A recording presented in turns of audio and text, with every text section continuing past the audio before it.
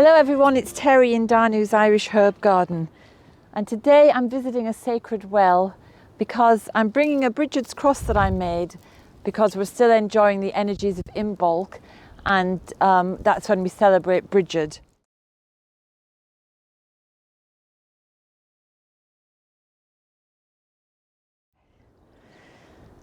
So I'm just going to leave this cross as an offering. I'll just sit it in there next to all the ivy and the moss.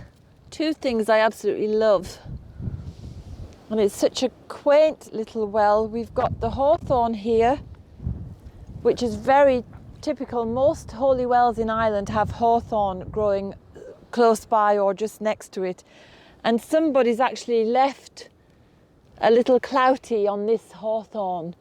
And a cloutie is a piece of fabric that you leave as an offering, and also when you leave your ailment or your condition or your stress, whatever it is, that you hope that the holy water will cleanse you of.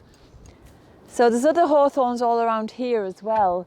They seem to be almost growing in a circular fashion when you have a good look. So to me, that's definitely a fairy circle. So holy wells in Ireland have always been regarded, or were regarded in the past, as being portals to the other realm, because water was a sacred and divine element, very much associated with the goddess because of its fluidity and softness and flowing nature.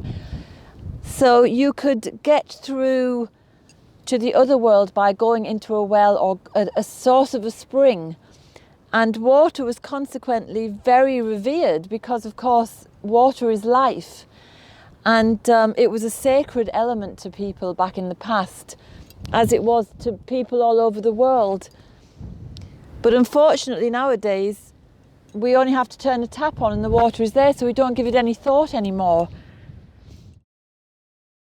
There's frog spawn here in this well.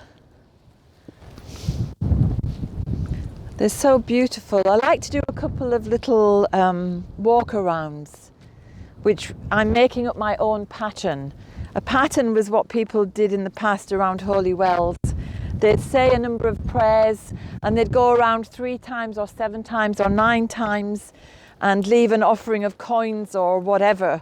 So I've brought my Bridget's cross.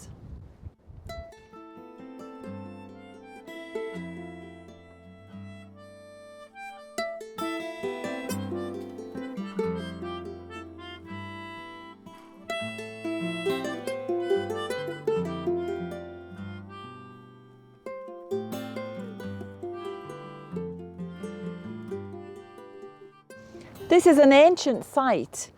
The legend of this well goes back to the arrival of a number of saints in the area, because here in northwest Connemara there are a number of saints who came to spread the gospel, and this is one of the sacred sites that, you know, the church always took over holy sites or sacred sites and made them their own. So this became a holy well as opposed to what I think of it as a sacred well.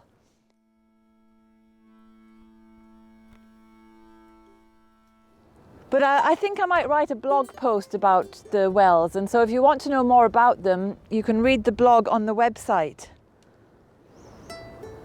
So I'm going to go around again. That'll be my 3rd time.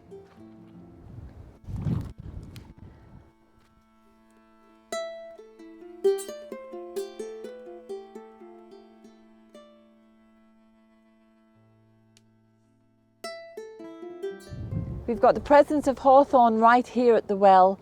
We've got a hawthorn circle just over there. And to me, that just represents a very sacred, powerful site. Somewhere that the ancient ancestors of this area would have come to. And I don't think people worshipped water, but they certainly venerated it because they knew it was such a source of life. It was so important. If you are interested in holy wells, do read the blog that I'll be putting up in the next week.